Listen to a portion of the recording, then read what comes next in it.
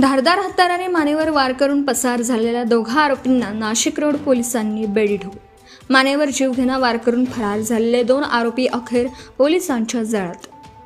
छत्रपती शिवाजी महाराज पुतळ्यासमोरील सुविधा साडी सेंटर परिसरात एका मजुराच्या मानेवर धारदार हत्याराने वार करून गंभीर जखमी करत फरार झालेल्या दोघा आरोपींना अवघ्या एका दिवसात जेरबंद करण्यात नाशिक रोड पोलीस ठाण्याच्या गुन्हे शोध पथकाला यश आलं आहे.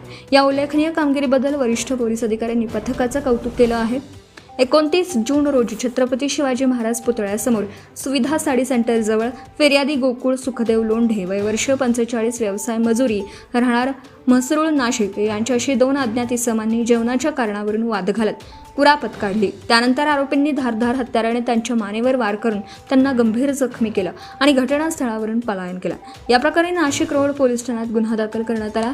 घटनेचं गांभीर्य लक्षात घेऊन पोलीस आयुक्त संदीप कर्णे, पोलीस उपायुक्त परिमंडळ 2 किशोर काळे तसेच सहाय्यक पोलीस आयुक्त नाशिक रोड विभाग अद्विता शिंदे यांनी आरोपींना तातडीने अटक करण्याचे आदेश दिले.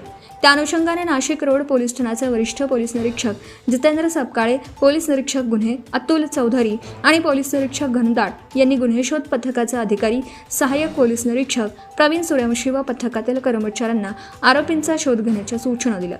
त्यानुसार पोलीस हवालदार विशाल पाटील, सागर आडणे, महेंद्र जाधव, पोलीस शिपाई अरुण गाडेकर, रोहित शिंदे आणि योगेश रानडे यांनी परिसरातील सीसीटीव्ही फुटेजची बारकाईने तपासणी केली. तसेच मानवी माहितीच्या आधारे आरोपींचा माग काढला. तपासादरम्यान हल्ला करणारे आरोपी विष्णू लहाणू पवार आणि राजू मुक्तार तेलोरे दोघेही राहणार सिन्नर, जिल्हा नाशिक असल्याचं निष्पन्न झालं. 30 जून रोजी हे दोघे बंगाली बाबा परिसरात येणार असल्याची खात्रीशीर माहिती गुन्हे शोध पथकाला मिळाली. त्यानुसार सापळा रचून पोलिसांनी मोठ्या शिताफीने दोघांनाही ताब्यात घेतलं. चौकशी दरम्यान आरोपींनी गुन्ह्याची कबुली दिल्यानंतर त्यांना पुढील तपासासाठी पोलीस उपनिरीक्षक सुनील बिडकर यांच्या ताब्यात देण्यात आलं.